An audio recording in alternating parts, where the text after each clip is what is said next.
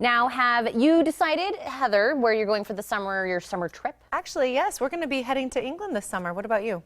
Puerto Rico. We are honeymooning there. Well, I love it. Well, if you have not picked out your summer trip destination yet, here are some great ideas. Well, the official kickoff to summer is just around the corner, and that means it's time for Americans to hit the road in search of family adventure. This year marks the 100th anniversary of America's National Park System, and Expedia travel expert Sarah Gavin joins us live from Glacier National Park in Montana this morning with some new survey results and some ideas for helping us make the most of our summer vacation. Sarah, thank you so much for joining me this morning. Thanks for having me.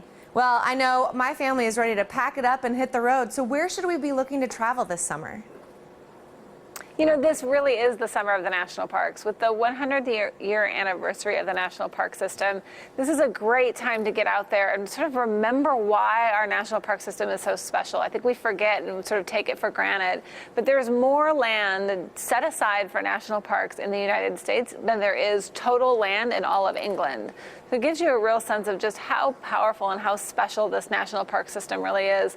And it's a good time to get out there, reconnect with nature, reconnect with each other, put down our phones, and, you know, have a blast this summer. I think that's great. You know, put aside the technology, go get some fresh air, you know, see some nature. So what are some of the parks that we should be looking at specifically?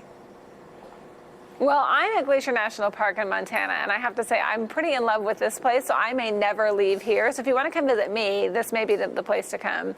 But other than that, Expedia did take a look at the most popular national parks.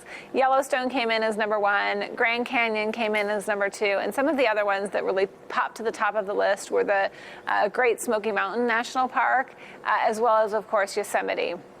Well, so many great options, one of which you mentioned is just right in our backyard here in Arizona, so I think that's great. Now, if we wanted to take our whole family, sometimes, you know, finances can be a problem, so I think the real question is, are there any discounts or deals that maybe we could take advantage of this summer?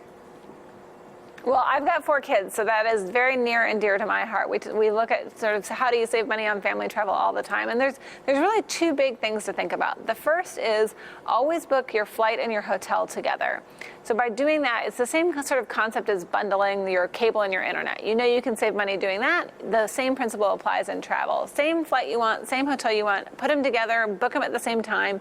Save on average up to about $570. I'll say we just went to Maui as a family, and you know, again, we're a large family, but we saved $2,600 by booking our flights and hotels together. So it was just tremendous savings.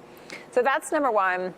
And the second really is to think about alternative accommodations. So something like a HomeAway. HomeAway just did a great study looking at their whole home rentals and looked at families who, you know, would otherwise be booking multiple rooms in a hotel and looked at how much money they could save. And what they found was by booking a whole home rental through HomeAway, they got twice the space at about half the cost. So that's a really good alternative to, you know, cramming everybody into a hotel room if you've got a large family. Well, I think that's great, kind of thinking outside of the box. There's other options out there that I think that's really important to kind of look at. Now, if we can get our family to a park this summer, is there kind of a next best thing we should be looking at? You know, there is. So one of my favorite things, and my family has now seen it twice, is the new IMAX 3D film, National Parks Adventure from McGilvery Freeman. It is just a spectacular film. It's inspirational, it's educational. You get this sort of whole history of how the National Park System was created, and at the same time you get this beautiful 3D imagery of these diverse national parks all across this great country of ours. It's actually how we let our kids go see it the first time, and it's how we chose our summer vacation. The kids got to sort of learn about these national parks and then talk together and figure out where they wanted to go for our family trip. I think that's so great. So we'll take the kids, go see the awesome movie, pick out the park that we want to go visit, and start planning away. Sarah, this has been so great. Tell me, where can we go for more information today? Go to Expedia.com or download the Expedia mobile app. Awesome, we sure will. Sarah, thank you so much for joining us. Thanks for having me. Safe travels. You too. Now don't go anywhere. The Morning Blend returns after this.